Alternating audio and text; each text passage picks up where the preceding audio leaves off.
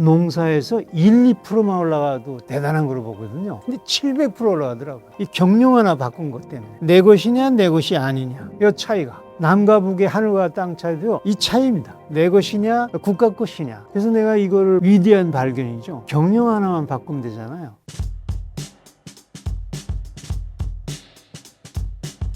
네, 안녕하세요. 북한과학원 연구원으로 있다가 온 이민복입니다. 현재 북한 동포 직접 돕기 운동 대표로 활동하고 있습니다. 1995년 한국에 오셔서 길거리 노점상을 보고 화가 나셨다고 하셨는데 정확히 무엇 때문에 화가 나신 겁니까?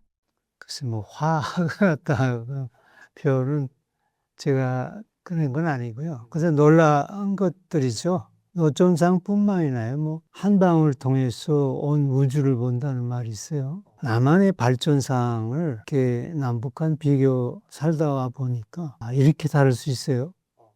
예, 그래서 그 놀라운 변화에 대한 거, 발전상에 대한 거는 다 아니까 다른 분들이 많은 얘기해서 제 나름의 느낌은 식당에 갔는데 그 이쑤시개 있잖아요. 이렇게 싹 이렇게 포장을 해가지고 거기다 어서 오세요 이렇게 쓴 것도 있고 요즘 어떤 필통 같은 데 있는 것도 있는데 그걸 이렇게 보면서 사람 사는 세상이네 하는 걸 느꼈어요. 저는 이쑤시개라는 게 뭐 옛날에 여기서도 그랬을 거예요. 뭐 그냥 뭐 풀잎 뜯어다든가 뭐 빗자루 같은 거 뭐 이렇게 해가지고 뜯어가지고 근데 요거를 이렇게 곱게 깎아가지고 그걸 하나씩 이렇게 포장해가지고 이 손님을 맞이한다는 것이 우리는 북한에 있을 때 자본주의는 개인 이기주의이기 때문에 이기주의는 아주 나쁘고 뭐 아주 자기밖에 모르고 그런데 물론 맞는 얘기예요. 개인 이기주의지만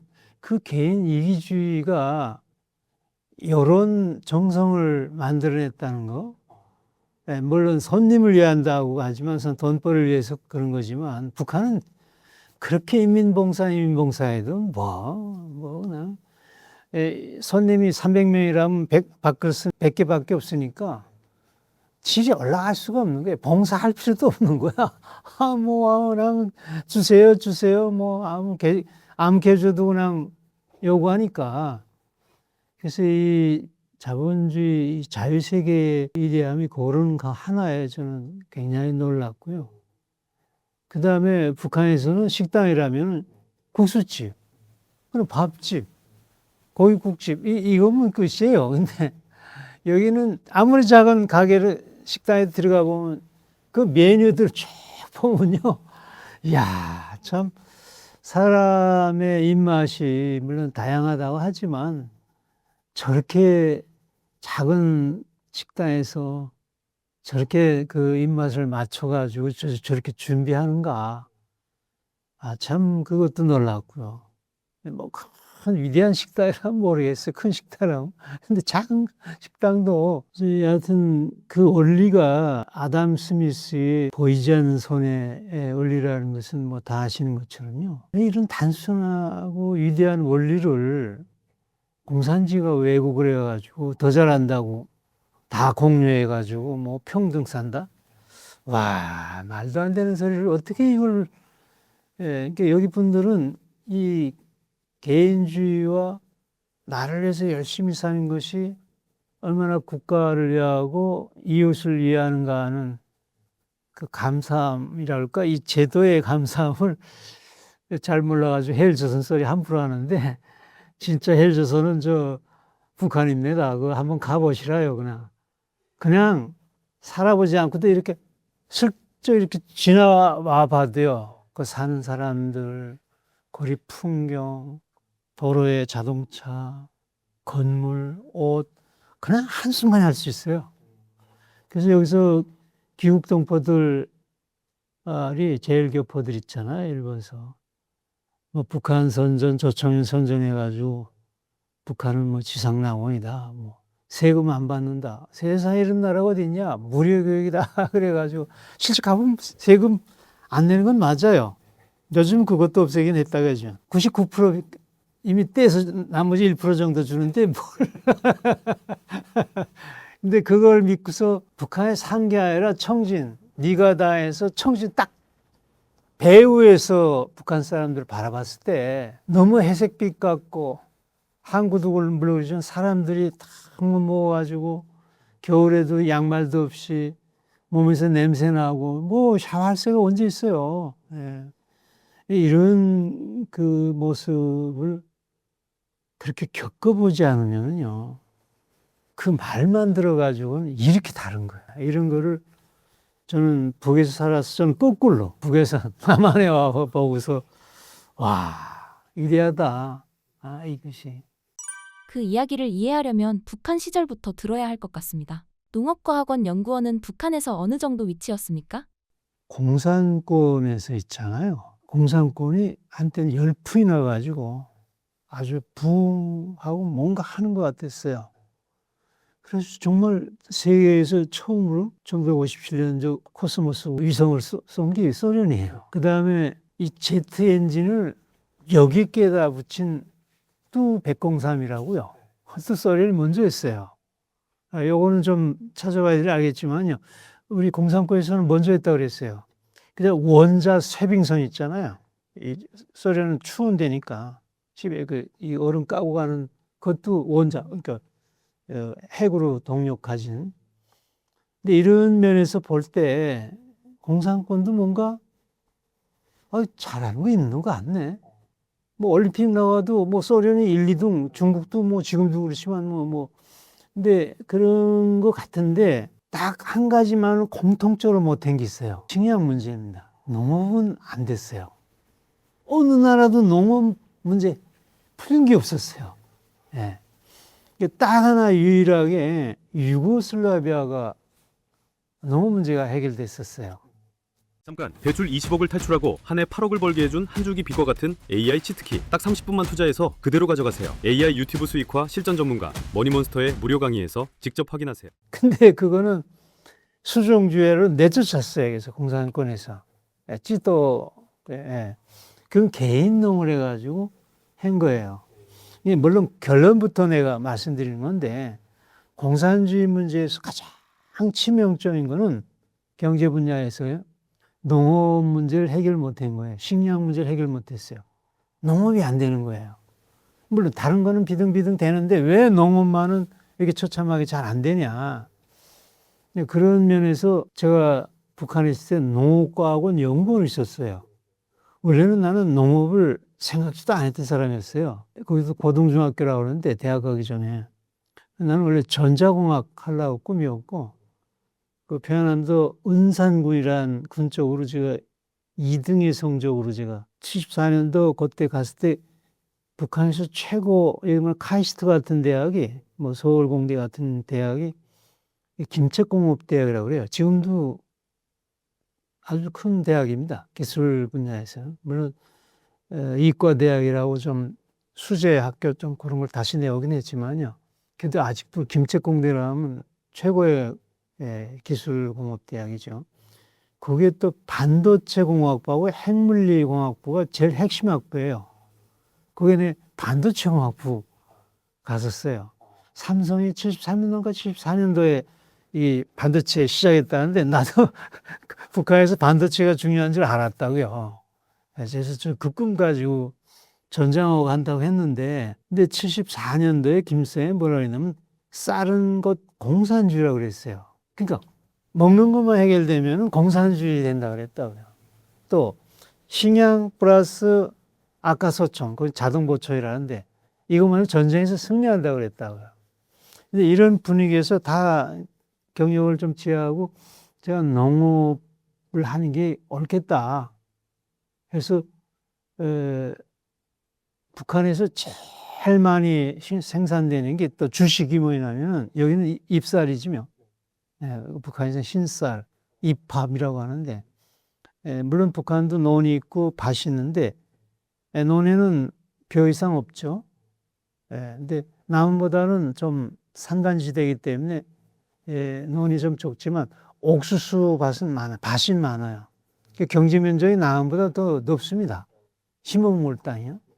이 인구는 절반밖에 안 되는데, 그러니까 남한보다 여기 분들보다 1인당 심어먹을 땅의 경제 면적이 2배나 많은 셈이에요.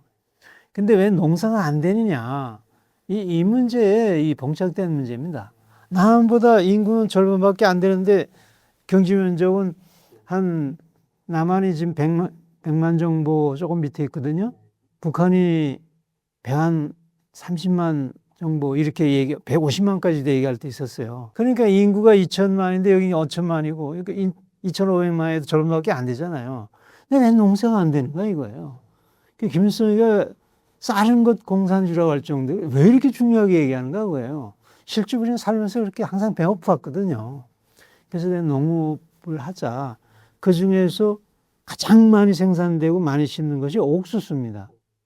북한에서는 강냉이라고 그래요. 강남에서 온 곡식이라고 그래가지고. 정확히 미국 선교사들이 가지고 들어온 것까지 다 북한도 인정을 해요.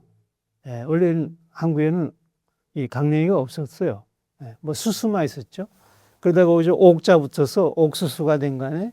여하튼 그 옥수수가 북한의 생산량의 절대적인 거죠. 그러니까 옥수수를 또 배급 주고 맛이 없지만 장 그것밖에 없으니까. 근데 그것도 그렇게 긴장한 거예요. 그래서 여하튼 이 연구를 제가 하자.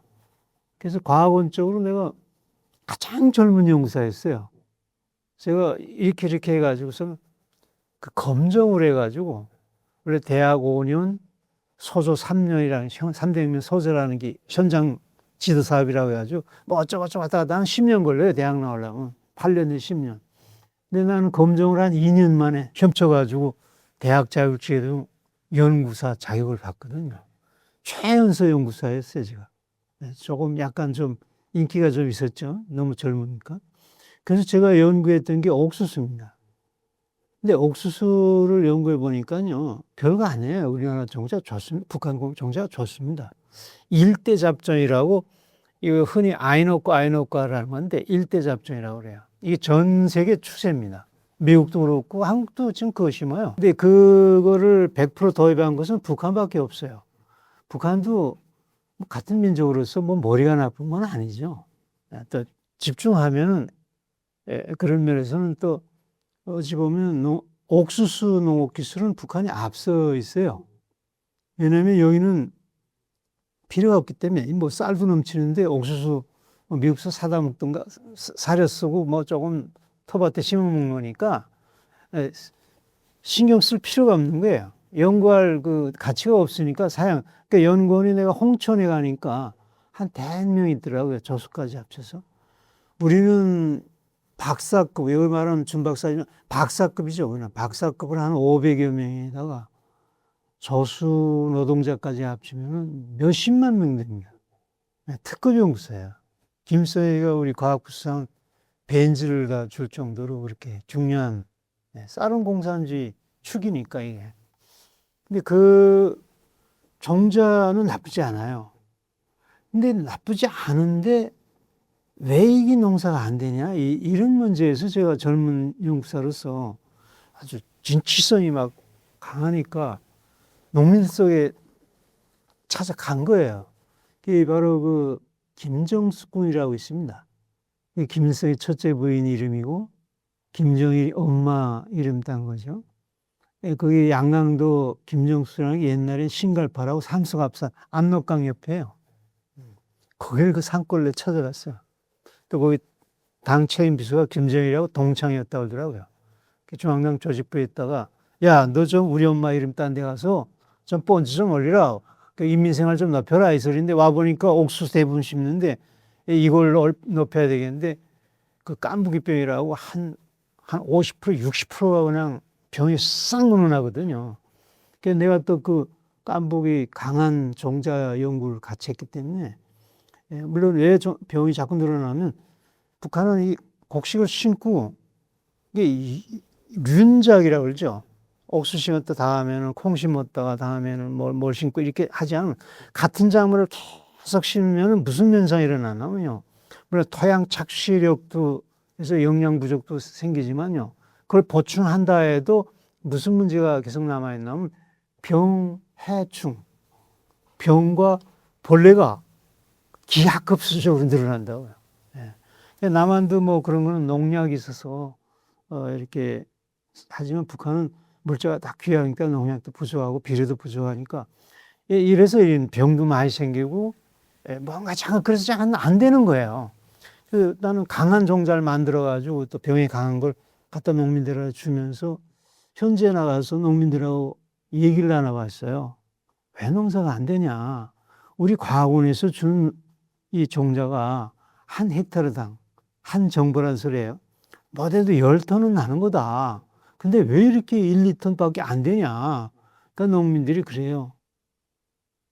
개인농 내 곳이 안 돼서 그렇습니다. 우리 개인 터업 보세요. 그 다음에 압록강이니까 그때 중국은 개혁 개방해가지고 개인농 했거든요. 저 중국 땅 보세요. 저 얼마나 잘 되나요?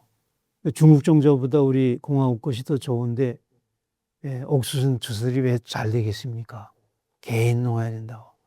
그래서 그걸 알아가지고 우리 과학자들은 말로 하는 게 아니에요. 사실 저는 이 말도 데이터식으로 얘기하고 싶어요. 근거 있게. 근거도 뭐 추상적인 게 아니라 과학적 근거를 가지고 얘기하고 싶은. 그래서 저는 말로 하는 게 아니라 데이터로 말하는 게 과학자이기 때문에 실험을 했어요. 여기는 국가연구원이니까 가능했다고요. 여기는 다시 말하라. 내가 연구하는 거니까. 그래서 협동농장, 그것은 집단농장, 공산농이죠. 내 개인농 하는 식으로 이렇게 2개를 한 헥타르씩 똑같은 조건에서 시험을 해봤는데 압록강 옆에였어요. 그 중국 가서 사진까지 찍은 거 있어요. 네. 그거 해보니까 한 3년 검증해봤는데 농장, 협동농장, 공산농에서 한 1톤 정도 나는데 개인농 하니까 몇 톤 얼마나 올라갔을 것 같아요. 한번 상상해 보십시오. 틀려도 좋으니까. 주식에서 있잖아요.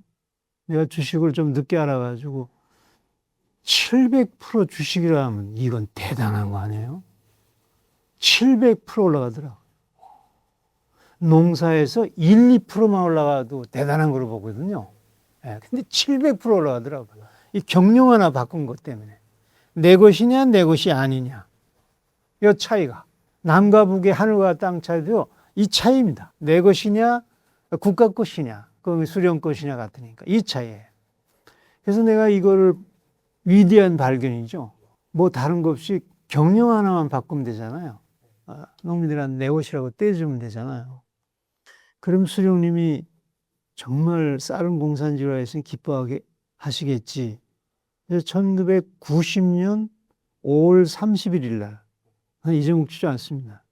편지, 중앙당 1호 편지라는 건 일자 붙은 건 다 김부자 앞으로 가는 거예요. 거기도 그런 신서체가 있어요. 편지를 보냈죠. 그래서 수령님이 이걸 보면은 세상에 쌀은 공산주의라고 한평생 이 밥에 고깃국 인민들한테 주신다는 수령님이 얼마나 반가워하실까. 그 젊은 나이에. 그렇게 또 교육받았고, 세뇌받았고, 청송교육으로. 그럴 줄 알았는데, 이게 뭐, 석 달이 되도록 해답이 없어요. 이 잡아가거든요. 이거 사실 따지면 이 개인이 반동사상이거든요. 자본주의 사상이거든요. 그래서 걱정을 많이 했죠. 근데 다행히도 평양에 있는 평양 우리 농업과학원에는 영성구역이 있어요. 그 옆에 국방대학원 있고요. 우리 농업과학원 있고요. 그러니까 국방만큼 식량 문제도 중요하다고 어떻게 연구원을 같이 배치했는지 모르겠지만 여하튼 거기서 중앙당 2인 받고 과학지도국장, 우리 연구사들을 총 책임진 사람이에요. 저한테 내려보낸 거예요.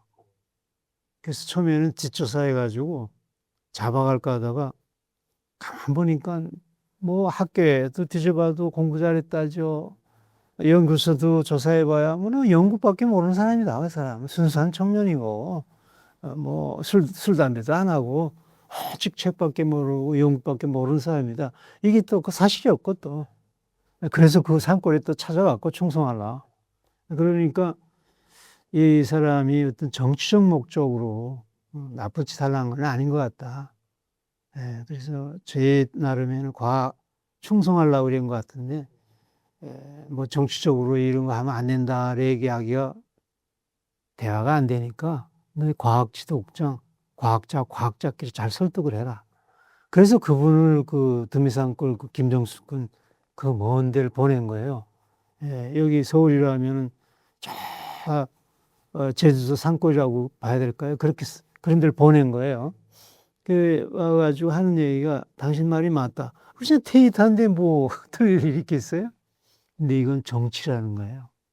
그래서 그 정치기 때문에 이런 거는 하지 말고 당신 과학 연구만 하라는 거예요. 그래서 좀 크게 이해가 안 돼가지고 아니 정치가 뭡니까? 북한 말로 배시대기 부리게 하는 게 정치가 아닙니까? 그러니까 야 그때 정색해가지고요 눈이 꼿꼿해서 길더라고요. 당신 죽을 뻔했다고. 내가 진짜 과학중앙단에서 유인받고 내려올 정도로 당신 뒷조사를 많이 한 거다. 이거는 개인론, 이 자본주의 사상이기 때문에 당신 정치적으로 저 수용소에 끌려가고 너 큰일 날 뻔했다.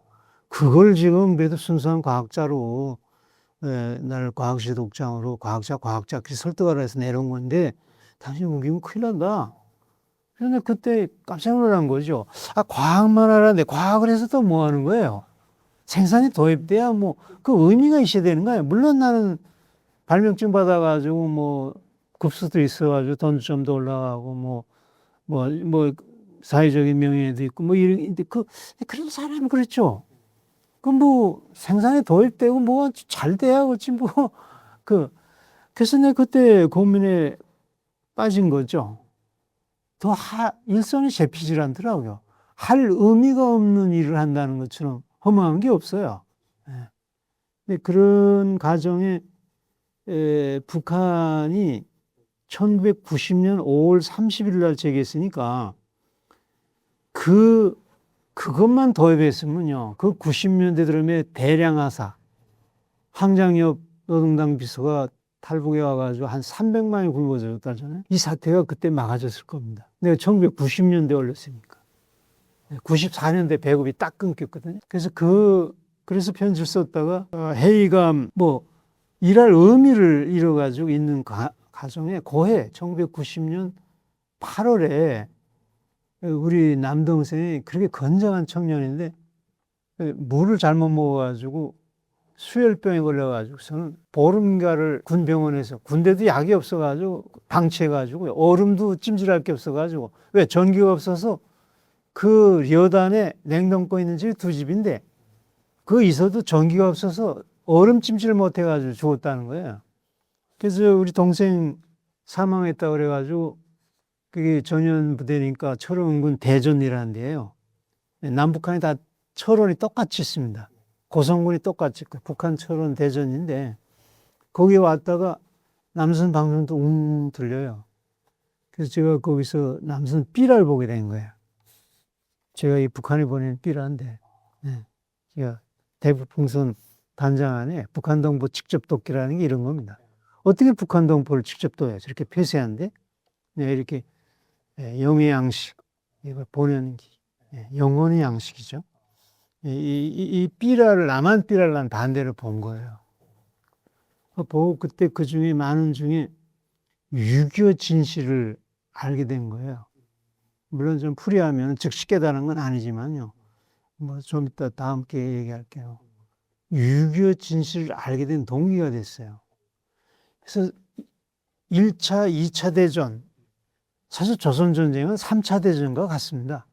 15개 국가가 와서 유엔군이 와서 싸웠으니까. 저쪽에는 중공군, 소련군도 그때 뭐 비행기 다 대고 그랬으니까요. 공군이 와 있었으니까. 그런 전쟁을 그 전범자가 김일성 북한이 아니라 미국과 남조선이라고 우리는 죽었다 깨도 그렇게 알고 있었거든요. 근데 이것을 거짓말한 걸 알게 된 거예요. 네, 그래서 이런 3차 대전 같은 역사적 사실도 거짓말하는 나라. 그 6.25 때문에 남북이 더 깊이 골씨 파졌고 분단해. 그러니까 우리 조선 한민족이 제일 많이 죽었어요. 뭐 일본이 뭐 죽였다 아니에요. 내전이 제일 무섭습니다. 미국의 남북 전쟁도 한 70만이 죽었다 그러잖아요. 지금까지 70만 죽은 역사가 없습니다. 미국 전쟁 미국은요. 내전 남북 전쟁 했잖아요. 우리 조선에서도 한 300만이 죽었다 그러잖아요. 전국에 초토화됐어요. 뭐 현대전이니까 또 무기가 더 좋아가지고 이런 비극을 만들어낸 그 전범자가 그거를 거짓말했다라는 그런 충격을 받으면서 이 사람들 이런 거짓말을 하면서 뭘 하자는 거야? 아, 자기 정권 유지밖에 모르는 사람들이구나. 모르는 놈들이구나. 그래서 식량이 그 공산농보다 7톤 올라가는 거. 아마 전국 도입하면 못해도 3배는 올라갈 거 아니에요. 식량 문제. 그것도 왜 개인을 호행하나? 자본주의 했다가는 자기가 망하니까. 정권을 잃으니까. 그걸 그때 아는 거예요. 그래서 제가 탈북하게 된 그런 결정적 동기가 됐죠. 예. 사람은 아는 만큼 행동한다고요. 그래서 이렇게 알려줘야 됩니다. 북한 정부들 왜 들고 뭐 일어난다고. 여러분, 라디오 인터넷이 없어요. 유일한 나라입니다.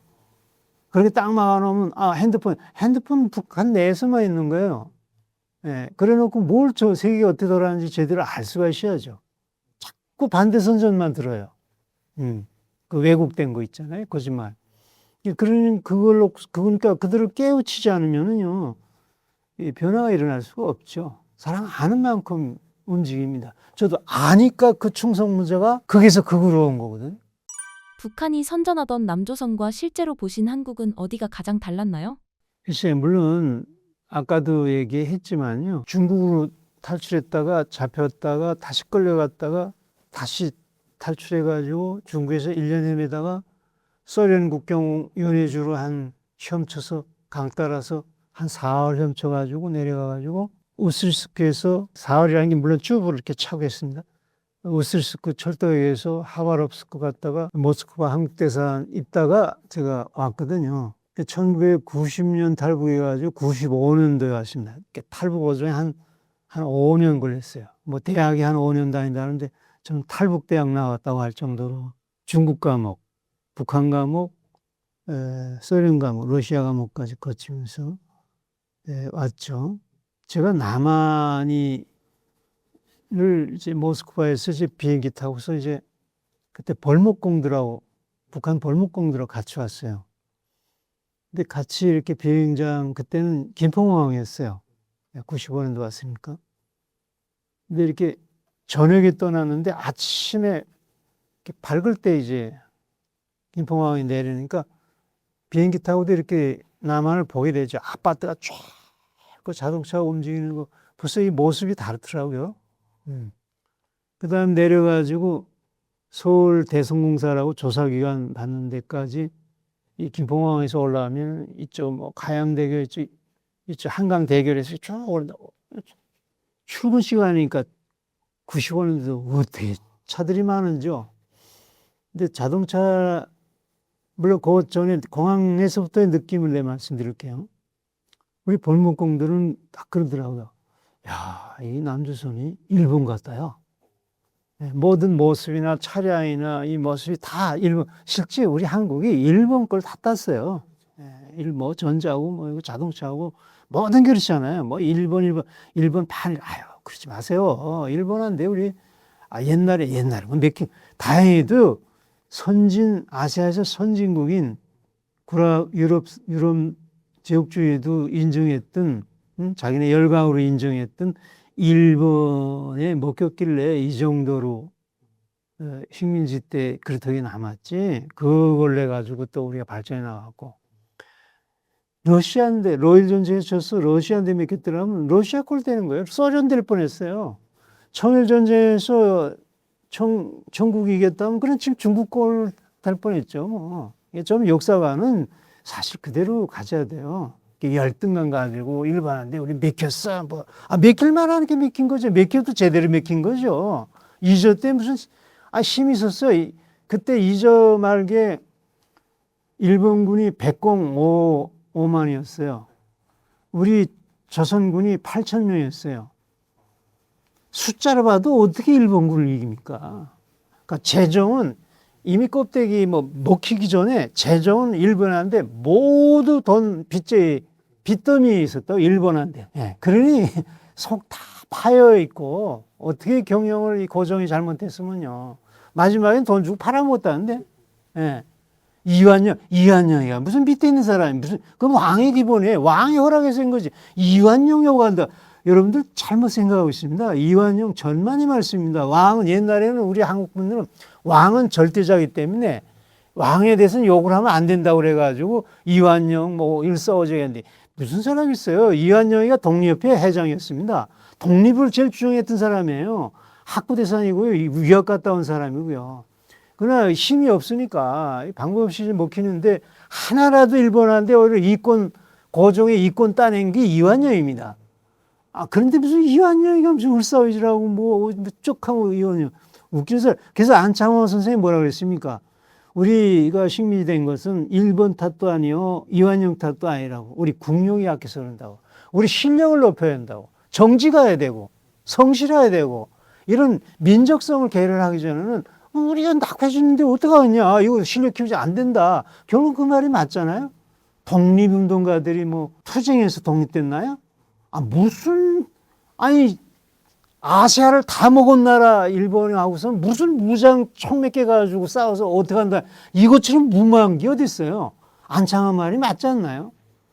이승만도 외교로서는 안 된 거예요. 그러나 이승만은 미국에 가서 실력을 했기 때문에 미국 사람들도 세상 가난한 대통령이지만 미국의 명문대학 3개를 나오고 미국 대통령하고 동창인 사람이니까 쩔쩔맬 정도 실력을 가진 사람. 그러니까 이 대한민국을 이런 건국하는데 이바지한 것처럼 실력을 배워야 해요.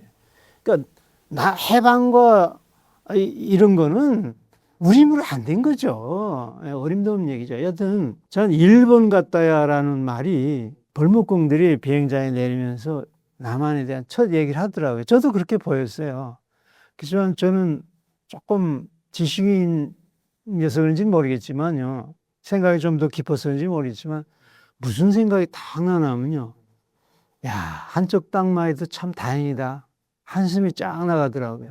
왜냐면은 우리 조국이 한반도인데 이게 북한처럼 남조선도 똑같았더라면 무슨 꼴이 될 뻔했어요. 우리 조국.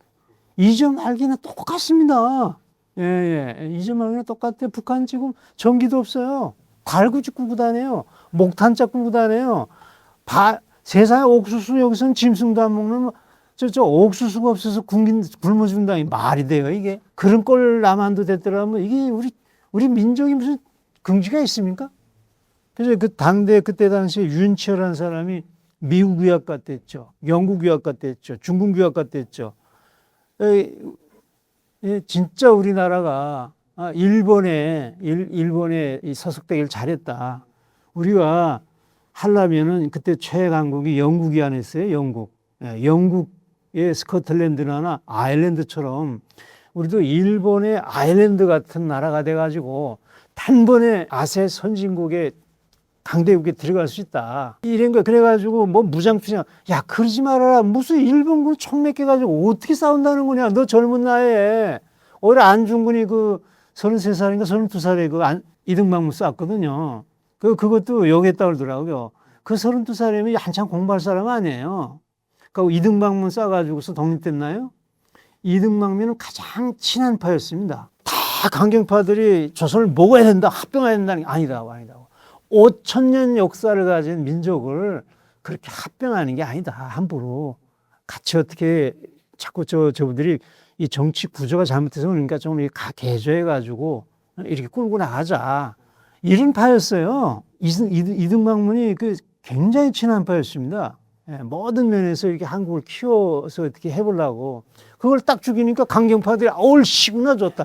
그냥 죽인 다음에 그냥 합병되지 않았어요. 그렇죠?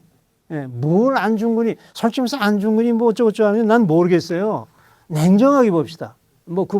그분 세계에서는 내가 나라를 찾기 위해서 이놈 죽여야 되겠다. 요거는 내가 칭찬할 수 있어요.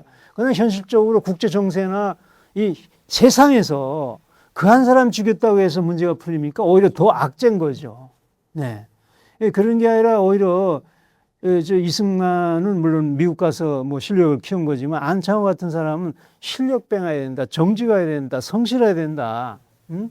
그걸로 하다가 때가 오면은 찾는 거 아니에요. 그러니까 때가 온 거 아니에요. 해방, 8.25 해방이라는 게 미국하고 싸우다 일본이 그렇게 패망할 줄 누가 그랬어요. 그 기회는 오는 거예요. 기회 올 때에 실력 뱅한 사람이 대한민국 건설의 주축을 가만 보세요. 다 일본서 공부한 사람입니다. 심지어 이 대한민국 지금 현직을 만든 박정희 터들만, 박정희가 일본 육군 상관학교 나온 사람입니다. 그때 당시에 일본 시대에 일본 육군 상관학교라는 거는 아주 수재들만, 원래 일본 사람들이 뭐 차별 안 한다고 해도 그래도 조선 사람 좀 밑에 봤는데 거기서 들어갔다고 생각해 보세요. 뭐 어쩌고저쩌고 뭐 반이, 아유, 박정희 머리가 대단한 사람이에요. 만중국어학교 나오고 일본 육사 나온 사람이에요. 그 실력 때문에 기회가 딱 되니까 대한민국을 딱 만든 거 아니에요? 실력을 배워낸다는 그 소리가 뭡니까? 국가는 국력, 개인은 실력. 안창호가 맞죠. 그래서 남북 지식인방 우리가 플랫폼방이라는 게 안창호 정신입니다. 그게. 배워야 된다. 실력 배양이다. 그래서 그런 의미에서 저는 참 다행이라고 생각한 겁니다. 한쪽 땅만 해도 참 다행이다. 물론 뭐 들으면서 차량을 보니까 북한이 정치적 지주가 주체입니다. 자립갱생이고요. 외국이 더없이 우리가 뭐 다 한다 그러는데 자동차의 평양 시내 90%가 일본chế 차였어요. 일본을 그렇게 항의하면 욕바지게 쓰면서도, 그러니까 김정일이도 결국은 일본 여자 얻어가지고 김정은이 얻었어요. 제일 교포. 일본 여자처럼 얼마나 일본이 잘했으니까 품성 좋죠. 뭐 실력 있죠. 하니까 이쁘죠. 하니까. 저는 말이에요. 일본 여자하고 사는 거랑 같아요. 자, 이런, 뭐 일본 여자라보다도 제일 교포가 일본 땅에서 살았으니까 일본 습성이 있는 거죠. 세계에서 일본 여자가 제일 좋다고 그러잖아요. 뭐 통속적인 말로. 뭐 좀 보탠 말이긴 하겠지만 그래도 그런 의미에서 일본이라는 나라가, 그 북한은 전부 일제. 근데 평양거리에 80%, 90%가 일제였어요. 근데 남한에 오니까 90%, 99%가 진짜 대한민국 차더라고요. 주체가 여기죠. 말로 주체하는 거예요. 이게 주체의 조국이죠. 대한민국이. 지금도 물론 내국차가 좀 들어온다고 하지만요. 그래서 기왕 우리나라 차 아니에요? 대단한 거 아닙니까? 이 거지 같은 나라에서. 아야 뭐 좀 어중간히 잘 살다가 좀 발전되면 모르겠는데 이건 아야 그냥 상 거지 같은 나라가 너무 발전돼가지고 전 세계에서 어저께쯤 등서평이가 대한민국 개혁 개방할 때 적국이었던 남조선을 모델을 삼겠습니까? 그런 나라의 우리 민족이라는 게 민족적 자긍심이라는 게 별거 아닙니다. 이런 겁니다. 야, 우리 조선민족도 뭐 북한식이죠. 조선민족도 실력이 있네, 능력이 있네. 이게 주체죠. 말로 무슨 뭐 김성처럼 주체상 만들었다고는 평양시 돌아가는 건 전부 일본제 차고, 저 중앙당 아파트 들어가보면 우리 작은 아버지 중앙당 아파트가 창강고리에 중앙당 아파트가 있어요. 뭐 최고의 뭐 간부들 산다고 그래가지고 들어가 보니까 전부 일제 식기, 일제 제품, 일제 테레비 선물 준 것도 일제다. 왜? 최고로 좋으니까. 아이고 말로만 항일 소리하고 앉아 있고, 우리 대한민국도 제발 반일 소리 뭐 함부로 그러지 마세요. 이완용이 어쩌고 저쩌서 함부로 그러지 말고 역사를 똑바로 알고 그러시고, 뭐 항일 무슨 반일 투사들 뭐 김구 뭐 김자진이 세상 무모한 사람들이죠. 어떻게 총 몇 자루 가지고서는 그래서 타도 됐냐 이거예요. 정신이 그렇다. 아니 그 정신이라는 게 그러면 안창호는 바보입니까? 실력을 키워가지고 이겨야지. 이승만이가 그래서 실력을 키워서 온 사람 아니에요. 대한민국 장관들 가만 보세요. 다 일제 때 공부한 사람인데 박정희도 그렇고요. 그래서 그런 의미에서 우리가 좀 관점을 저는 와가지고 진정한 주체적은 북한의 조선민주주의가 아니라 대한민국이로구나. 저는 눈으로 봤어요. 이게 진짜 주체주의 하면서. 네. 우리 군의 현무5가 올해 초부터 실전 배치되기 시작했습니다. 북한 출신 과학자로서 이 뉴스를 어떻게 보셨습니까? 예, 좀 질문을 현무5 얘기를 하시는데요. 남북한 군사력에 대한 좀 그 개념적으로 좀 더 크게 좀 말하면서 그 얘기도 할게요. 경제력이 곧 군사력이라고 그랬어요. 요즘 전쟁은 국가 총력 전쟁입니다. 뭐 군대만 싸우는 게 아니에요. 딱 전쟁이 일어나면은 이 사민까지도 다 동원될 이렇게 총체적인 전쟁이라고 해요. 국가 전면 전쟁이라는 거죠.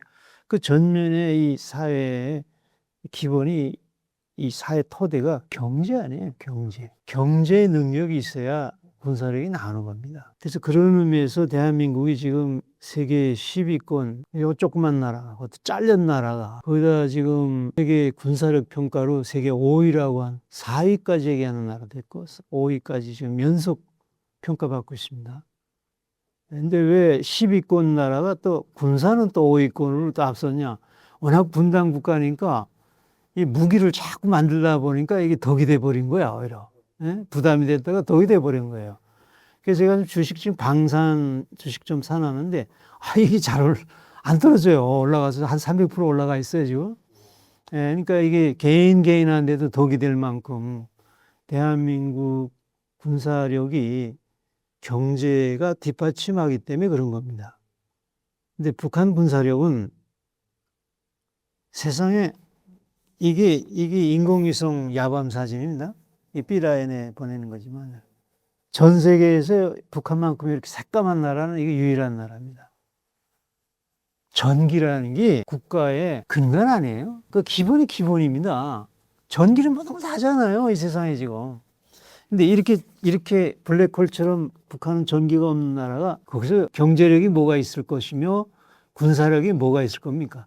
여러분들 왜 내가 이걸 보여준 줄 압니까? 이게 대표적인 겁니다. 미국 국방장관 럼스필드, 그분이 돌아가긴 했지만 부시 정권 때 럼스필드 대통령이 저 국방장관 항상 집무실에 이 사진을 붙여놓고 있다고 하잖아요.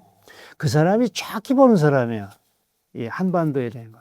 이거 다 해결됩니다. 북한에 뭐 원자력 잠수함 만들었다, 뭐 미사일 쏜다, 뭐 어땠다. 이렇게 전기가 없는 나라입니다, 이게.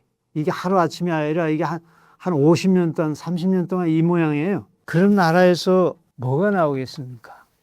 물론 북한도 원자력 잠수함, 구축함 됐다가 일삼도 했다 또 자빠지기도 하고 김정일이가 배 하나 때문에 구경하는 그 자체도 한심한 거 아니에요? 예, 무슨 배가 그렇게 위대하다고 말해요. 예. 없을수록 소리치게 되어 있습니다. 빈 깡통 소리가 열어나다는 말 있죠. 열병식도 보세요. 미국 열병식이라는 거 없습니까? 군사 패레이드 안 하죠. 아니, 그거 아니라도 그거 쓸데없이 병사도 고생이나 시켰지, 더위나 나갔지. 이미 건강한데 근데 없는 나라가 더 지랄 쓴다는데? 북한, 중국, 러시아, 그거 하려면 얼마나 힘들었겠어. 요즘 중국, 그것도 중국이 좀 힘 있다고 중국은 좀 그렇다 해도 그것도 웃기는 거예요. 중국도 까보면 결국은 러시아 보세요. 세계 2위라는 건데 우크라이나 나라 하나 가지고서 쩔매는 거 보세요. 그렇게 깡통 소리 열어나는 걸 여러분들 좀 잘 보세요. 너무 그게 현혹되지 마세요. 착착착착 하고 뭐 날린다고. 스텔스기 나온 지가 러시아가 언제부터 나왔어요? 지금 전장에서 스텔스기.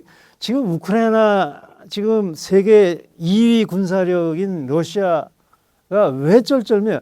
제공권을 가질 수가 없는 거예요. 아니 그거 스텔스기 있으면 전파 안 잡히니까 몇 대라도 시적구 들어가는데 한 대 못 들어가잖아요. 뽕 안에 뽕. 러시아가 이 수준이에요. 그래가지고 거지 같은 나라 북한에다가 좀 폭탄 좀 달라. 군대도 갖다 끌어다 쓰는 이거 보면 모르겠어요. 통찰력이라는 이런 겁니다. 남북한 군사력. 이런 식으로 보세요. 제가 과학자로서요. 데이터라는 게 이런 겁니다. 이런 관점에서 남북한 군사력에 대해서 이제 봅시다. 대한민국이 세계 5위라고 하지만 대신 북한은 50인지 60인지 인민군이 배때기 고파가지고 30%가 영양 실적 올렸고 인민군이 목탄차 끌고 돌아가는데 그러니까 소 잡아먹으면 살이는 것보다 더 심각하게 보는데 북한이. 왜냐하면 전쟁이 일어나면은 기름이 없을 때는 소 새끼에다가 폭탄 싣고 가야 되는데 그걸 잡아먹어 이놈하고 총살한다는데. 아니 지금 자동차 대한민국은 지금 맨몸으로 보병 가는 게 아니라 장갑차로 다 유동하게 됐더라고요. 왜냐하면 물론 일반 차도 움직이는데 그것도 꼭대기에 이렇게 타면은 기관총으로 들이갈기면은 이 보호막이 없기 때문에 다 죽는다 그래가지고 지금 장갑차로 이동하는 시스템이 돼 있더라고요. 근데 인민군은 지금 서달 그릇이 끌고서 걸어다니면서 싸우려니 그것도 아니고 지금 무인기 시대입니다. 무인기 시대. 이런 시대에 와 있어요, 지금. 그래서 그렇지만 북한하고 남한에서 북한은 그래서 아무것도 안 된다는 걸 알기 때문에 핵무기에 집착인 겁니다. 이것만은 그래서 우리가 또 인정을 해야 돼요. 아무것도 안 되니까. 여러분 진짜 남북한이 6.25 이후에 진짜 치열하게 싸운 적이 있습니다. 3번이나 4번이나 있었죠. 서해해전. 그렇죠. 네, 1999년부터 다 깨졌죠. 반대로 하나 잠수함 멀리 가서 천안함 폭침한 거 외에는 그 외에는 도발 못했죠. 이제 가만 안 있으니까 정말. 벌써 드러났죠. 해상에서 이 배라는 건 기술력의 싸움이 있잖아요. 이게 안 되죠. 그걸 봐가지고 북한이 그러면 그거 벌써 이미 전에 알고 있었고 그래서 핵무기에 그냥 모든 걸 털어가지고 만든 겁니다. 북한도 한개 국가는 국가이기 때문에 뭐 백성들 다 굶겨주기도 쥐에 짜서라도 몇 개는 만들어내는 게 그 시제품들이에요. 그런 차원에서 지금 페레드에 뭐 대륙간 딴 데를 이렇게도 가고 뭐 핵 잠수함도 뭐 철수했다 그러고 뭐 이지스함도 만들었다 그러고 뭐 무인 뭐 리포 뭐 그것도 뭐 흉내 내가지고 뭐 만들어 뭐 헬기도 만들었다고 그러고 그렇게 할 수 있고 또 뜯어보면 또 그것도 가짜예요. 러시아도 보세요. 왜 그 스텔스기 만들었다고 미국 다음으로 발표한 게 러시아였죠. 근데 뭐 우크라이나 전장이 그렇게 치열하게 싸웠는데 어떻게 그거 한 번 썼다는 얘기를 못 들었어요. 그거 보냈다가 한번 떨어지면 개망신 당할까 그러니까 잡힌다는 소리, 약점이 있다는 거예요. 못 보낸다는 자체는. 러시아가 그 수준입니다. 세계에서 제일 큰 나라, 모든 자원을 가지고 있는 나라, 소련의 후신이고 제2군사력이라고 공인이 다 인정하는 나라도 그 수준이에요. 근데 북한은 이렇게 전기도 없는 나라고 조그만 나라가 얼마나 뽕을 많이 치겠어요. 핵은 그래서 핵을 만든 것이 누굴 공격하려는 능력이 있는 게 아니라 죽지 않으려고 만든 겁니다. 뭐 이렇게 말하면 좌파라고 말 수 있는 아니에요. 현실적으로 그렇습니다. 이거를 남을 공격을 만들어서 씩 집어던지는 순간 자기가 죽는데 이건 있는 나라, 무너지지 않은 나라도 우크라이나 지금 전쟁에서 러시아가 핵 못 쓰잖아요. 쓰고 싶어도 못 쓴다고요. 이게 한번 쓰면은요. 그럼 우리 자유진영에서 야 너도 한다 갖다 하마 뿌려보라. 그러니까 그래서 핵이라는 건 절대적 무기이기 때문에 그래서 못 쓰는 거예요. 대신 죽지는 않아요. 너 나 죽이려면 나 자포하겠어? 못하겠어. 그래서 여러분들 이 핵에 북핵에 대한 본질적 의미는 정확히 하세요. 그 쓰려고 만든 게 아니라 자기 살라고 만든 거예요. 그래서 그 너무 겁내지 마세요. 그래서 그 핵을 대비해서는 우리가 오일하고 해도 상용유하고 핵무기하고는 비교가 안 되죠. 그럼 우리도 핵 만들어야 될 거 아닙니까? 근데 우리는 세계 무역국가고 영국을 앞지른 세계 6위의 무역국가입니다. 그런 나라가 국제 질서를 어겨서 하면은 돈이 다 끊겨요. 국제 제재 받으니까. 특히 미국 같은 관계에서도 그렇고. 그래서 우리나라는 국제 질서를 지키면서 하는데 그럼 그래도 핵이 없으면 안 되지 않냐. 우리는 핵 우산성이 있죠. 한미동맹이라는. 미국 대통령이잖아요. 우리가 대주겠다고. 정말 그거 없다면 만들어도 아무 말 못합니다. 살아야 되는데 뭐 명분이 되니까. 그래서 이런 의미에서 핵 우산이 있지만 그래도 불안한 거 아니에요? 근데 우리 대한민국이 얼마나 우리 사람들이 또 똑똑한지 그래도 못 믿어. 뭐 믿긴 해도 그래도 저거 대항해야 될 거 아니냐. 그래서 핵무기는 아니지만 핵무기 보험 간다고 할 수 있는 사실은 이게 진짜 핵무기입니다. 왜? 쓸 수 있는 핵무기죠. 과로하는 핵무기죠. 이 현무 5죠. 현무 5. 이게 뭡니까? 10톤 가량 된 무게를 저 성층권 이상 꼭대기에서 자이라카 속도를 떨게 되면요, 엄청난 에너지가 생기거든요. 인류 멸망은 우리가 다른 데 있는 게 아니라요, 저 운석 충돌입니다. 우리가 지금 공룡도 멸종된 게 다 그렇게 해석하잖아요. 화석에는 있는데 왜 갑자기 없어졌어? 가만 보면 이 충격, 그 말이 맞아요. 그 에너지 속도라는 건 대단한 겁니다.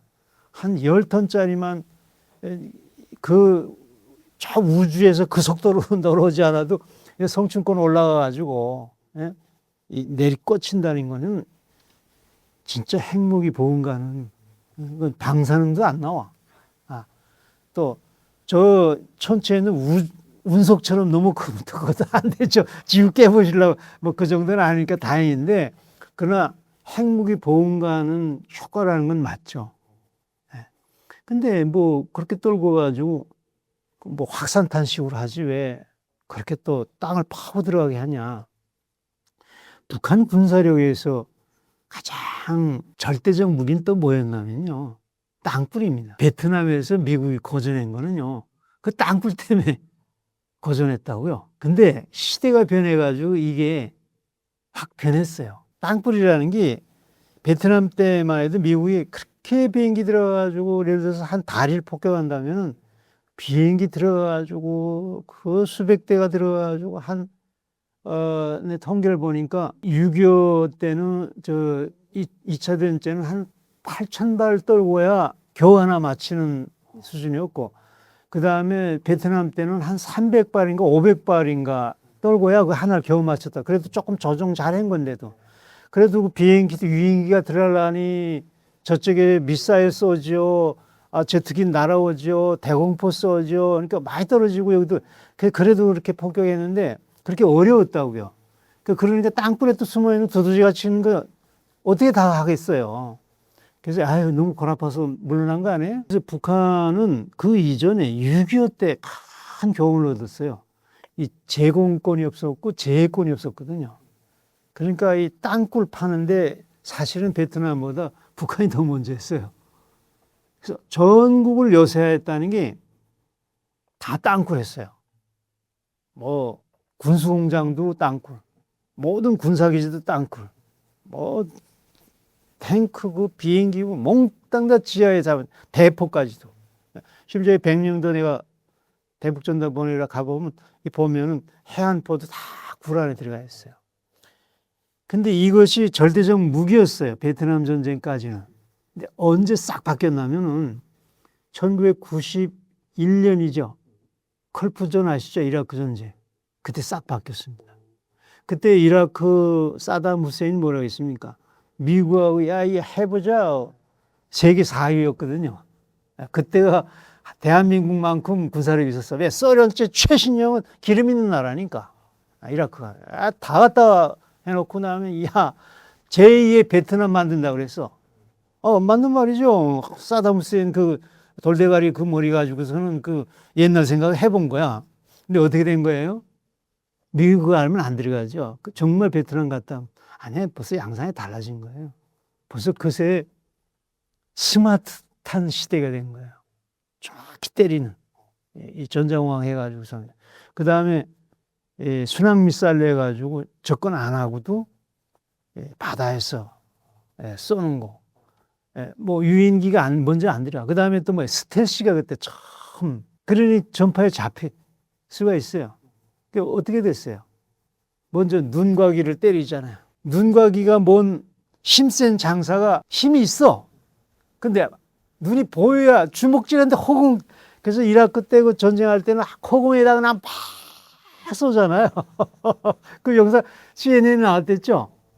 전쟁 시작되면 이라크 군이 그냥 하늘에 대고 비행기가 지금 폭격을 맞긴 맞는데 비행기가 어디 왕인 것 같은데 그냥 쏴라 해가지고 그게 맞을 게 뭐야. 한 대도 못 들었죠. 스텔스가 한 대도 못 들었죠.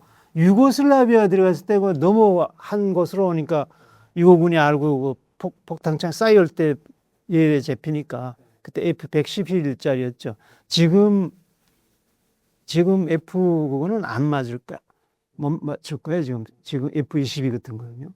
지금 F-35 같은 거는 근데 옛날에 이렇게 가오리 같은 거 좀 이상하게 된 거 있잖아요. 그 F-111. 예, 그거 하나 유고슬라비아 때문 떨어진 거지. 이라크 때는 안 떨어졌습니다. 안 보이니까 그냥 하늘에다 그냥 폭탄이 있는 거 아무리 쏴야 오히려 그 파편이 떨어져가지고 이라크 시민들이나 얻어 터졌을 거야 아마. 이렇게 정확히 때리는 시대가 왔는데 우리 북한이 지금 큰일 났다고요. 다 땅굴인 것이 살라고 만들었는데 무덤이 돼버렸어. 이 땅굴이라는 게 있잖아요. 이렇게 쭉 파들어가는데 공기구멍 이렇게 파들어가고 공기구멍도 내고 그냥 이 굴에 막으면 공기 없으면 죽을 거 아니에요. 그래서 아무리 재간을 피워도 이 바깥하고 연결이 돼 있어요. 근데 그 굴 입구에다가 있잖아요. 요즘은 열화학탄이라고 그러던가 북한에서 진공폭탄이라고 그래요.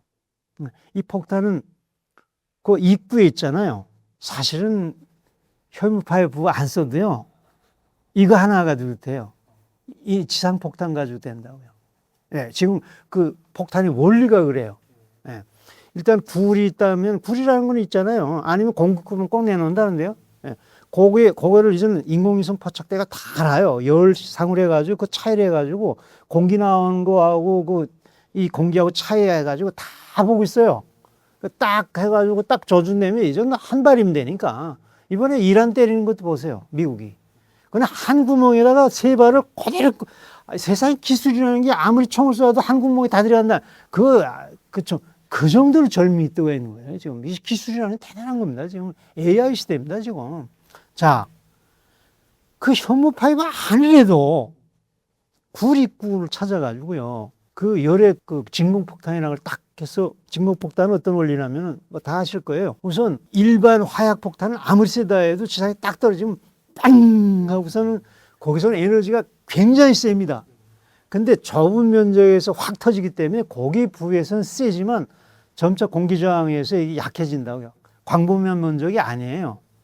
근데 이 진공폭탄은 딱 떨어지기 전에 가스가 먼저 퐁 하고 퍼져요. 가스는 폭탄은 여기라면은 가스 면적이 이렇게 축구장 면적만큼 퍼진 상황에서 2차 점화가 일어나요. 그러면 가스에서 팍 넓은 면적이 치고 나간다고요. 그게 왕 하면서 이 넓은 면적이 갑자기 확 밀려나가면요. 여기가 진공이 되는 거예요. 원자폭탄도 그렇습니다. 원자폭탄도 왕 하면서 버섯구름이 쫙 올라가는 게 거기 꽝 하고 있다가 공기가 확 치면서 올라가는 게 그게 버섯구름이에요. 예, 그 진공 상태에서 공기가 와서 충격받아가지고 이렇게 하늘로 밀고 올라간 게 더운 기운에서 갇혀요. 예. 그것처럼 구립구에다 그걸 터뜨리면은 강력한 이 폭발력 생기고 이 진공이 되면서 이 폭발압이 불이 다 막으면 숨 막히니까 공기에 어쨌든 열어놓은 거 아니에요. 쫓아서 그 압이 들어간다고요. 이게 이 사람은 일기압에서 살거든요. 근데 이 폭발력이라는 게 수천 기압, 하여튼 100기압, 10기압만 돼도 있잖아요. 10기압만 돼도 우리 이 고막 다 터집니다. 폐 다 나가고요. 그러니 뭐가 되겠어요? 불 따라가랑 촤ng 하고 와요.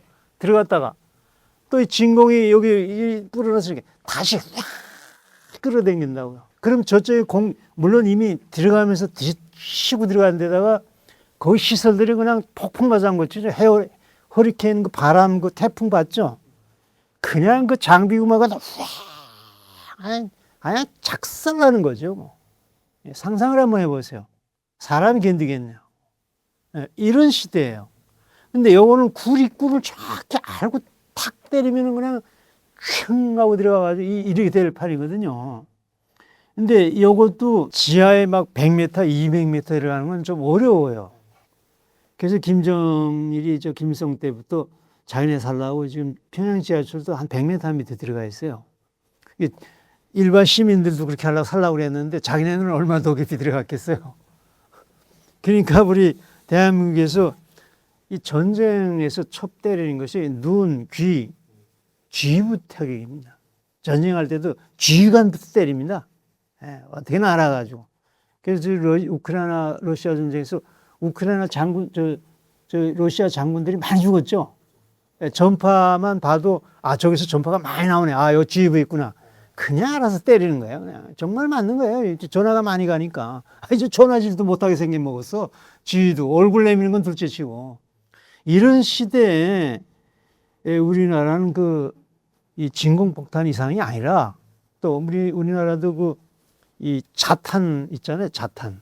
이번에 북한이 그걸 만들었다더라고요. 우리 한국은 이미 만들어 있고, 예, 뭐 수출할 정도로 능력을 가지고 있는데, 이제 이런 폭탄은 이거는 지상에 있는 걸 때리는 거고, 이 지하에 있는 때리는 거는 아까 진공폭탄으로 일반 굴 있잖아요. 포진지, 군사기지, 비행장, 이건 낮은 데 굴 들어온 거거든요. 그러나 북한 김정은 지휘부 같은 거는 막 몇백 미터, 뭐 200m 막 들어갈 수 있거든요. 이런 거는 현무파일로 때리는 거죠. 근데 현무파일가 예를 들어서 100m 들어간다. 아우 300m 들어가면 어떡하냐? 그래서 100m 들어가서 폭발 정도면요. 그 충격 있잖아요. 300m에서도 못 견딥니다. 사실은. 그거를 한 발이 아니라 두 발, 세 발 떨고서 거기까지 또 들어가게 만들어 또. 근데 한 발만 맞아도 그 내장이 아마 뚝 떨어질 거예요. 사실 이 탱크 있잖아요. 이 철갑탄이라는 건 팡 해가지고 직접 효과를 해가지고 화약이 한 마리에서 또 플라즈마 형성돼가지고 열기에서 들어가서 폭발하거든. 근데 연호폭탄 있잖아요.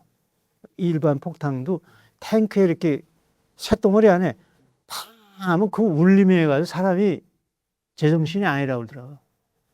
이 소리라는 음파가 1초에 지금 350m, 340 나가는데 그 굉장한 복음이 이 철에서 전달돼가지고 이게 뚫리지는 않았지만 그 얼마나 한번 저 깡통 저 철송에 들어가서 바깥에서 매로 한번 친다가 짱짱짱짱짱 아무리 이거 썼다 해도 그 몸이 견디겠어요. 이 음파라는 게 있어요. 음파.